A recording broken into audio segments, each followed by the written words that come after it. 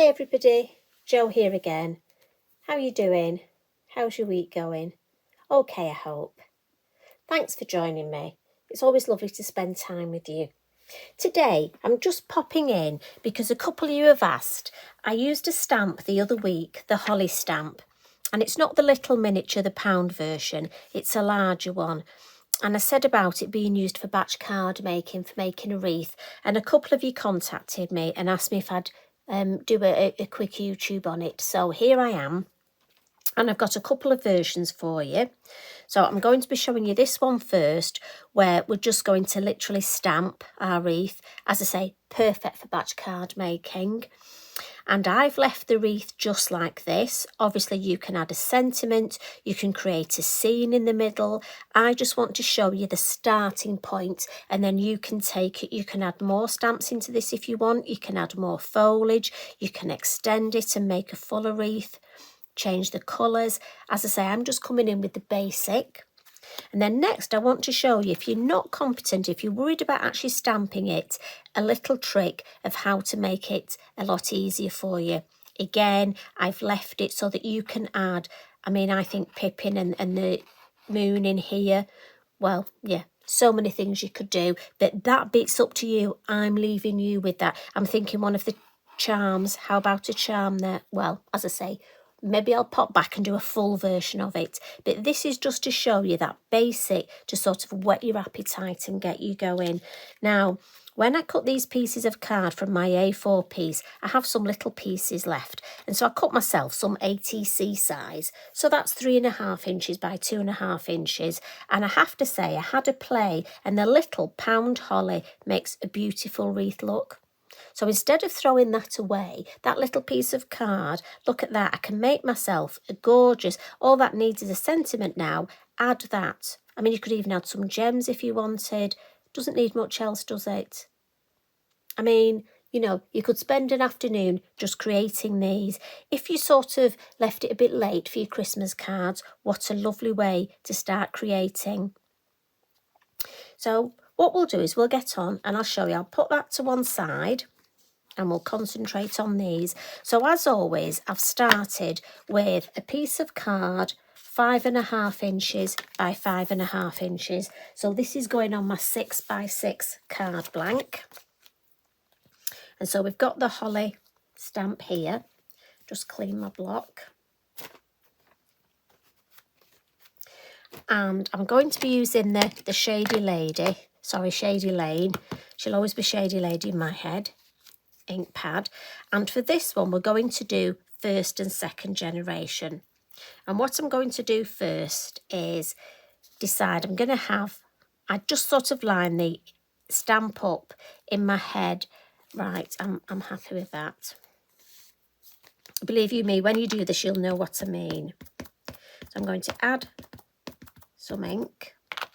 Now I just want to check that I've got you perfectly in shot, because I'm liable to wander off. You know what I'm like. And what we'll do is we're going to do our first generation stamping here. And I'm leaving maybe say 1 centimetre from the edge, and I'm trying to get it midline. Again, turn it round. Now, a lot of you will have seen me do this before, and if you have, all I can do is apologise. But we do have new viewers all the time, so it's always nice to go back to these things. And sometimes you forget yourself. It's nice to be reminded of a technique. And I'll do the same again. So I'll go for midline, about 1 centimetre. And what I will do now is come back and just fill my gap here with my second generation. And when I do that, I'm mindful to keep the shape. And this is the bit where, if you're not careful, you can go wrong. Depending where you stamp this, you could almost make this a square sort of frame. So you just have to be mindful in your eye to keep that sort of circular shape. So we'll turn round. And I find it much easier to turn the card as I'm going. And again, I just keep catching. So again, I'm going to go for midline, about 1 centimetre down. And it's not easy for me to see because it's white on white. Turn it round, and again, I want to be mindful of that shape. and do my second generation. And you can see how lovely. I mean, if you wanted to leave it as that shape, you could. So many possibilities with this. But it's the sort of thing for me, once I get in a routine, I could literally just keep these coming all afternoon. So again, I want about centimetre and then fill in that gap. And then I need a second generation there. So if I was batch card making this, what I would do is would have my next piece of card ready and stamp my first generation on my next one, and then come back and do second generation on this. And that way I would batch make a lot. But there we go. How quick and easy was that? Now that in itself, I think looks lovely. You've got so many possibilities. We could ink round the edge, colour these in. Now again, you could colour them in with gel pen, you could paint them in. What we'll do for this one is, let's just come in with this little berry stamp. And this is off, I think it's off the Berry Wreath set.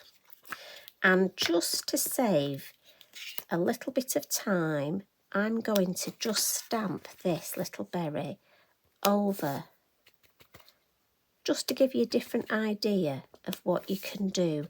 So we're actually stamping the berry over the berries that are on. Just to save me, I'm thinking if I haven't got, I mean, obviously, you know, if you have got time, it's lovely to just colour these berries in and just spend time. We'll just move this round as we go. As I say, I'm just showing you some alternatives and some starting points of where to go. Now we have got our little, now you could leave it like that, but just, again, give you a variation. How about adding a little bit of holly in each corner? And I do think for me, when I'm batch card making, I like to vary the designs a bit. Right, which lid goes on which ink pad? Do have to watch that. Let's come back in with this now and just add a couple of berries either side.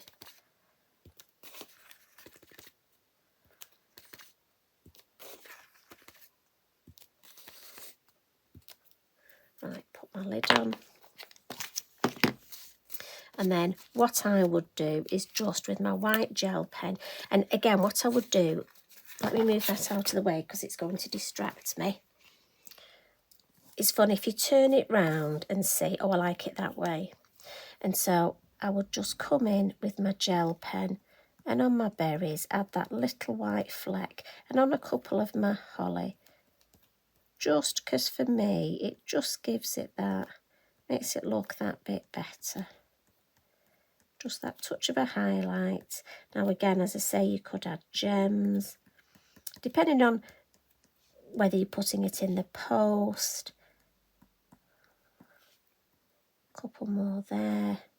It really is up to you how much time once you've got that basic. And then to finish off, let's give it some Posca splats for snow.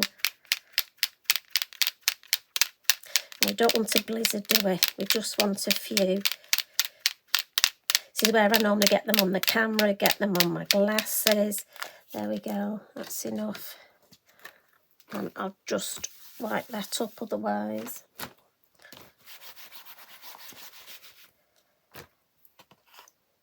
So that's one design for you, and honestly that just did not take long at all, did it? But if you don't fancy just stamping it out, and I know some crafters don't, what we can do is, let me just check this is dry, get our 5x5, and I've got my acetate, the circle mask here, and I've got the outer bit. We normally use the inner bit, don't we?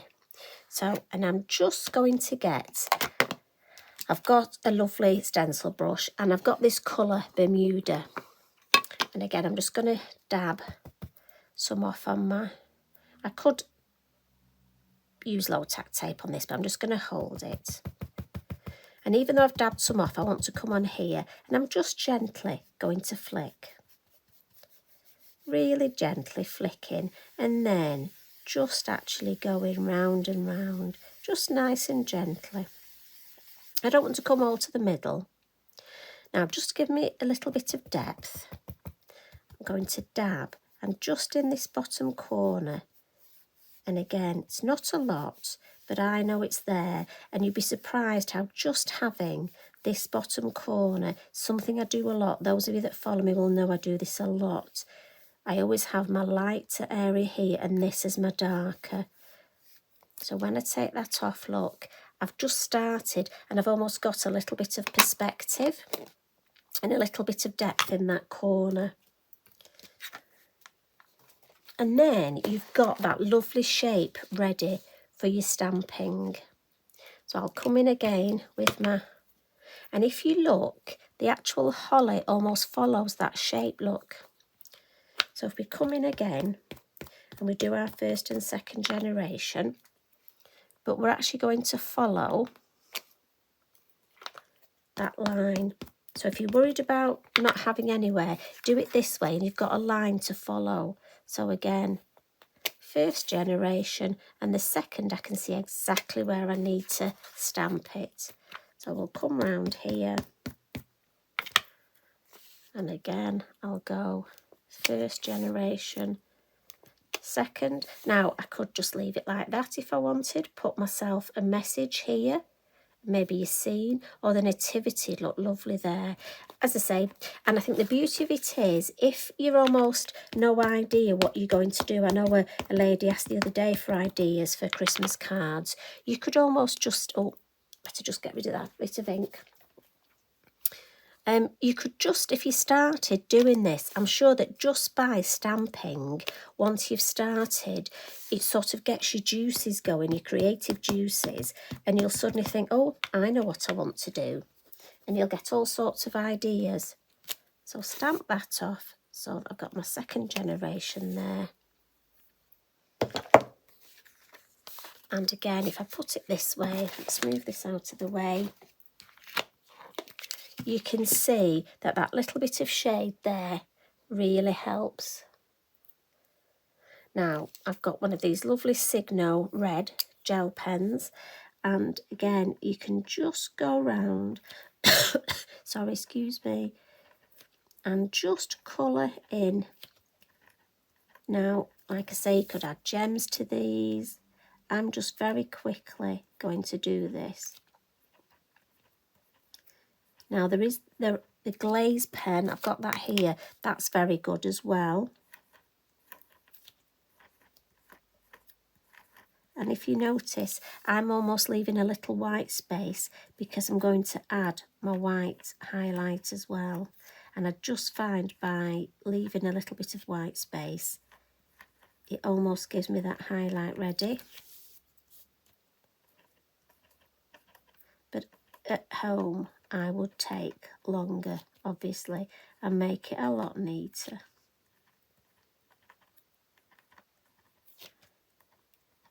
But I love this pen because it's almost got a little bit of glitter with it. So again, just adding that white.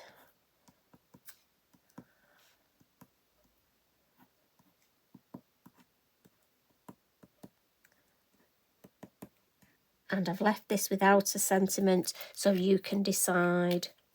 But what I would do is just, I've got a little bit of ink left there. I'm just going to add a tiny bit more. So instead of adding the white gel flicks on this, I'm just going to use the same ink that I had for the background and just add some specks. There we go. Now, if you wanted, you could come in, add some ink around the edge. As I say, a scene in the middle. There are just so many possibilities. I just want to give you the idea of how to get started with these gorgeous, quick, easy, simple wreath cards. But honestly, this lovely holly stamp for me is a definite must-have. So I'm hoping you enjoyed that, and I'm hoping you have a go and maybe add other stamps. Stamp that scene in the middle. There are so many possibilities here. Honestly, I can't wait to think I might make a larger one, maybe a 7x7, and add some more beautiful stamping in there. Like I say, so many possibilities. Maybe we could do that one together sometime.